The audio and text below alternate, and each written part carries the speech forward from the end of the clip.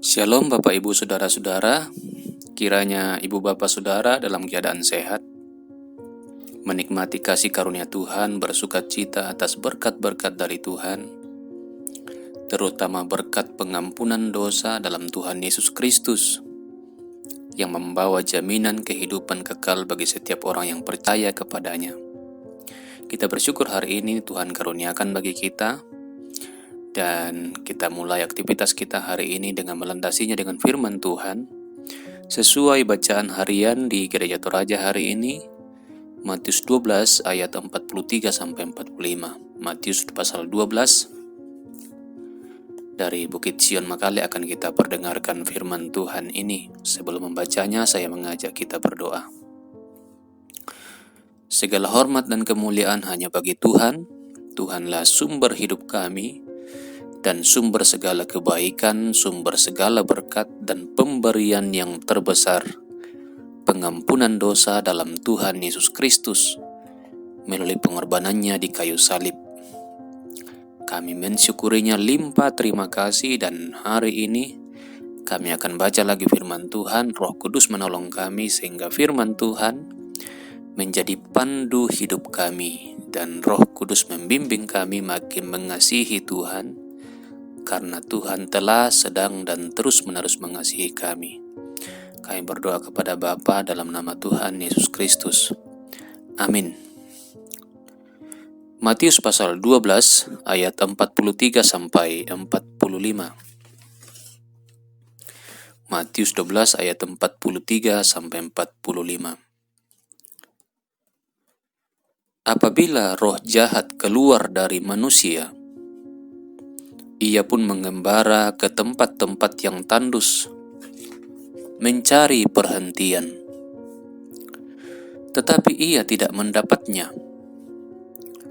Lalu ia berkata, "Aku akan kembali ke rumah yang telah kutinggalkan itu." Maka pergilah ia dan mendapati rumah itu kosong, bersih, tersapu, dan rapi, teratur. Lalu ia keluar dan mengajak 7 roh lain yang lebih jahat daripadanya. Dan mereka masuk dan berdiam di situ. Maka akhirnya keadaan orang itu lebih buruk daripada keadaannya semula. Demikian juga akan berlaku atas angkatan yang jahat ini. Amin. Bapak Ibu Saudara-saudara, dari bacaan ini saya beri perenungan yang agak panjang, judul perenungan yang agak panjang. Orang percaya harus terus-menerus memohon pimpinan Roh Kudus. Orang percaya harus terus-menerus memohon pimpinan Roh Kudus. Mengapa hal ini penting, Bapak Ibu Saudara? Karena dari bacaan ini kita bisa memahami, kita bisa mengerti ketika Yesus datang di dunia, ia menyembuhkan banyak orang, membuat yang buta bisa melihat, yang bisu bisa berbicara, yang tuli mendengar, bahkan yang mati dibangkitkan seperti Lazarus. Yesus juga berkuasa meredakan angin ribut badai yang bertiup di Danau Galilea. Yesus juga berkuasa mengusir roh jahat dari hidup seseorang. Nah, di pasal 12 Matius ini juga Yesus mengusir roh jahat dari seorang yang buta dan bisu. Matius 12 ayat 22. Jadi Yesus baru saja mengusir roh jahat dari orang itu dan orang itu sembuh. Nah, tetapi dalam perikop selanjutnya Yesus memperingatkan, ketika seseorang sudah disembuhkan, ketika roh jahat sudah keluar dari tubuh orang itu, tapi orang itu tidak berbuat apa-apa, orang itu berdiam diri saja, orang itu tidak memohon pimpinan Roh Kudus, sehingga kedapatan oleh roh jahat ketika ia sudah melanglang buana keluar dari tubuh orang itu, dan dia melanglang buana, dia tidak punya tempat lagi, dan ternyata ia kembali kepada orang itu. Roh jahat kembali kepada orang itu. Dan apa yang ia dapatkan? Ternyata ia dapatkan dalam diri orang itu digambarkan seperti rumah itu kosong, bersih, tersapu, dan rapi teratur. Artinya tidak berpenghuni. Orang itu tidak dihuni oleh apapun, tidak dihuni oleh Roh Kudus dan juga roh jahat. Dia bersih, dia tersapu, rapi, teratur. Maka apa yang terjadi karena diri orang itu tidak dipimpin Roh Kudus? Diri orang itu pada saat itu juga tidak dipimpin oleh roh jahat. Maka ayat 45 berkata, keluarlah roh jahat, mengajak 7 roh lain yang lebih jahat daripadanya, dan mereka masuk dan berdiam di situ. Maka akhirnya keadaan orang itu lebih buruk daripada keadaannya semula. Lebih buruk daripada keadaannya semula ketika pada awal mula ia disembuhkan oleh Yesus, roh jahat keluar dari dirinya. Sekarang ketika roh jahat masuk kembali ke dalam dirinya, keadaannya lebih buruk. Mengapa roh jahat bisa masuk ke dalam dirinya? Sekali lagi karena diri orang itu tidak dipimpin oleh Roh Kudus. Bapak Ibu Saudara, dalam perumpamaan selanjutnya di pasal 13 Matius, Yesus memberikan tentang perumpamaan tentang seorang penabur. Perumpamaan seorang penabur, dan kondisi yang pertama mirip dengan hal ini. Pasal 13 ayat 19, kepada setiap orang yang mendengar firman tentang kerajaan sorga, tetapi tidak mengertinya, datanglah si jahat dan merampas yang ditaburkan dalam hati orang itu. Itulah benih yang ditaburkan di pinggir jalan. Jadi orang yang mendengarkan firman tidak serta-merta dikuatkan oleh firman itu. Tidak serta-merta dibimbing oleh Roh Kudus ternyata. Karena orang ini tidak berserah kepada pimpinan Roh Kudus, sehingga firman yang ia dengarkan berlalu begitu saja. Ia tidak mengertinya, ia tidak memahaminya, dan si jahat atau iblis datang dan mengambil firman yang sudah ditaburkan dari hati orang itu, sehingga ia tidak ingat apa-apa lagi. Jadi Bapak Ibu Saudara-saudara, sekali lagi kita butuh pimpinan Roh Kudus.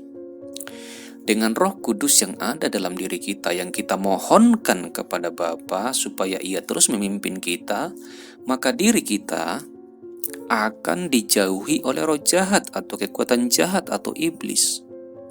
Iblis tidak akan datang lagi menggoda kita karena Roh Kudus yang ada dalam diri lebih kuat daripada roh jahat. Roh Allah yang berdiam dalam diri orang percaya lebih kuat, jauh lebih kuat daripada iblis manapun juga, daripada kekuatan manapun juga. Dan karena itu sekali lagi, setiap orang Kristen, setiap orang percaya harus terus-menerus memohon pimpinan Roh Kudus, supaya hatinya, pikirannya, hidupnya dihuni, ditinggali, dipimpin oleh Roh Kudus, sehingga tidak mungkin roh jahat masuk lagi ke dalam dirinya. Tidak mungkin iblis masuk lagi ke dalam dirinya. Sehingga keadaannya akan tetap merasa baik, sukacita bersama Kristus, karena Roh Kudus membimbingnya terus-menerus berubah. Dari waktu ke waktu makin memuliakan Tuhan di pikiran, di hatinya, di sikapnya, di kata-katanya, di perbuatannya. Kiranya perenungan firman Tuhan ini kita simpan baik-baik dalam hati kita oleh pertolongan Roh Kudus. Dan ketika kita membaca firman Tuhan, berdoalah selalu dipimpin Roh Kudus. Setiap hari bacalah firman Tuhan. Walaupun hanya 1 ayat, walaupun hanya 2 ayat, setiap hari bacalah firman Tuhan. Ketika mendengarkan khotbah, mohonlah pimpinan Roh Kudus menguasai hati Bapak Ibu. Ketika mendengarkan perenungan, ketika mendengarkan lagu rohani, mohonlah Roh Kudus menolong Bapak Ibu, memimpin dalam diri untuk semakin mengasihi Tuhan, semakin memuliakan Tuhan, karena hanya dengan itu kuasa jahat manapun bisa dikalahkan. Mohonlah senantiasa pimpinan Roh Kudus, karena Ia setia dan Ia mau untuk tinggal dalam diri kita. Terpujilah Tuhan. Amin. Kita berdoa. Kami manusia lemah ya Tuhan, dan kekuatan kegelapan iblis selalu memperhatikan kelemahan-kelemahan kami. Karena itu kami mohon Roh Kudus terus membimbing, menguasai kami, hati, pikiran, hidup kami, sehingga tidak ada celah untuk roh jahat masuk dalam diri kami, menguasai hati, pikiran kami, sehingga kami berlaku jahat, sehingga kami berbuat jahat, sehingga kami berpikir jahat, kami berkata-kata jahat. Kasihanilah kami. Kami yakin dan percaya Engkau sungguh mampu melakukannya. Terpujilah Tuhan. Biarlah gereja Tuhan terus dibentuk, dipelihara oleh Tuhan, sehingga menjadi garam dan terang bagi dunia ini, baik sebagai pribadi-pribadi orang percaya maupun sebagai lembaga organisasi gereja. Kasihanilah kami ya Tuhan. Lindungi dan pelihara kami.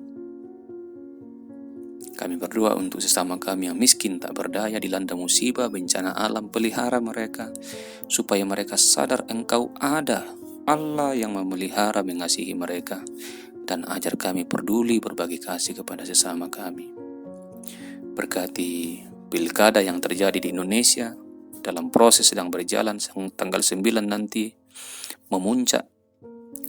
Tuhan, kami mohon Engkau terlibat sepenuhnya. Umat-Mu ditegur untuk tidak menerima suap dalam bentuk apapun, dan calon bupati, wakil bupati, khususnya di Tanah Toraja dan Toraja Utara, diberi hikmat, kesehatan, kekuatan, dan takut akan Tuhan, sehingga juga mereka bersama tim sukses, tim pendukung tidak melakukan upaya-upaya yang bertentangan dengan firman Tuhan. Pilkada boleh berlangsung dengan damai, dan Tuhan berdaulat menentukan siapa yang akan terpilih bupati dan wakil bupati.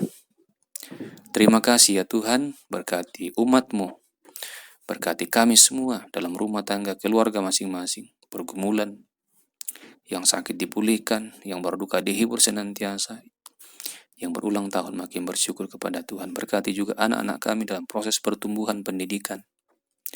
Masa depan mereka kiranya terjamin bersama dengan Tuhan.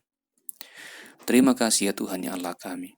Segala doa permohonan kami sampaikan kepada Bapa hanya dalam nama Tuhan Yesus Kristus. Amin. Demikianlah Bapak Ibu Saudara-saudara perenungan firman Tuhan pagi ini. Selamat beraktivitas dan Tuhan memberkati.